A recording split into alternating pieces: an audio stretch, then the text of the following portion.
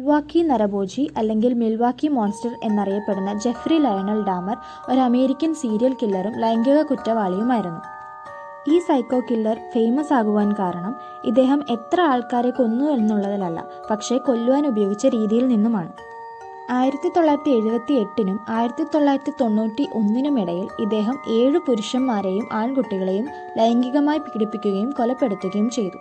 പിന്നീടുള്ള അദ്ദേഹത്തിൻ്റെ പല കൊലപാതകങ്ങളിലും നെക്രോഫീലിയ, നരഭോജനം, ശരീരഭാഗങ്ങൾ സ്ഥിരമായി സംരക്ഷിക്കൽ എന്നിവ ഉൾപ്പെടുന്നു. 1987 നവംബർ 20 ഡാമർ തൻ്റെ മുത്തശ്ശിയോടൊപ്പം താമസിക്കുന്ന സമയത്ത് മിഷിഗനിലെ ഒരു ബാറിൽ വെച്ച് 25 വയസ്സുള്ള സ്റ്റീവൻ ടുവോമി എന്ന പുരുഷനെ പരിചയപ്പെടുകയും അദ്ദേഹം പിന്നീട് ഒരു ഹോട്ടൽ മുറിയിലേക്ക് പോകുവാൻ പ്രേരിപ്പിക്കുകയും ചെയ്തു. ഡാമർ പറയുന്നതനുസരിച്ച് ടുവോമിയെ കൊല്ലാൻ അദ്ദേഹത്തിന് ഉദ്ദേശമുണ്ടായിരുന്നില്ല. പിറ്റേന്ന് രാവിലെ ഡാമർ ഉണർന്ന് തൻ്റെ കട്ടിലിനു താഴെ നോക്കിയപ്പോൾ ശരീരമാകെ ചതവുകളും മുറിവുകളുമുള്ള ടുവോമിയുടെ ശവശരീരമാണ് അദ്ദേഹം കണ്ടത്.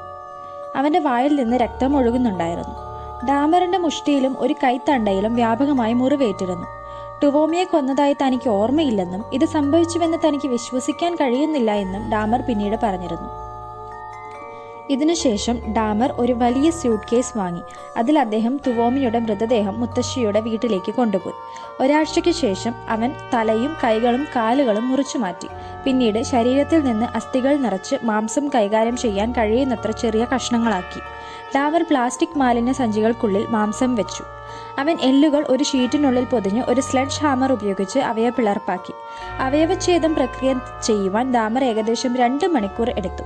തലയൊഴികെ ടുവോമിയുടെ എല്ലാ അവശിഷ്ടങ്ങളും അദ്ദേഹം ചവറ്റുകുട്ടയിൽ സംസ്കരിച്ചു. ടുവോമിയുടെ കൊലപാതകത്തെ തുടർന്ന് 2 ആഴ്ചയോളം ഡാമർ ടുവോമിയുടെ തല ഒരു പുതപ്പിൽ പൊതിഞ്ഞ് സൂക്ഷിച്ചു.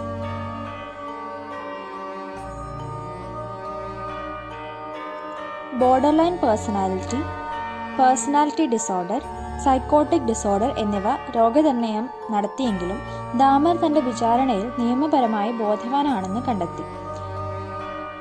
വിസ്കോൺസിനിൽ അദ്ദേഹം നടത്തിയ 16 നരഹത്യകളിൽ 15 കേസുകളിൽ അദ്ദേഹം കുറ്റക്കാരനാണെന്ന് കണ്ടെത്തി.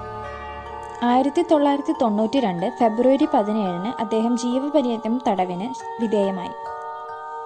1994 നവംബർ 28 വിസ്കോൺസിനിലെ പോർട്ടേജിലുള്ള കൊളംബിയ കറക്ഷണൽ ഇൻസ്റ്റിറ്റ്യൂഷനിലെ സഹതടവുകാരനായിരുന്ന ക്രിസ്റ്റഫർ സ്കാർവൻ ഡാമറിനെ പിന്നീട് അടിച്ചുകൊല്ലുകയായിരുന്നു.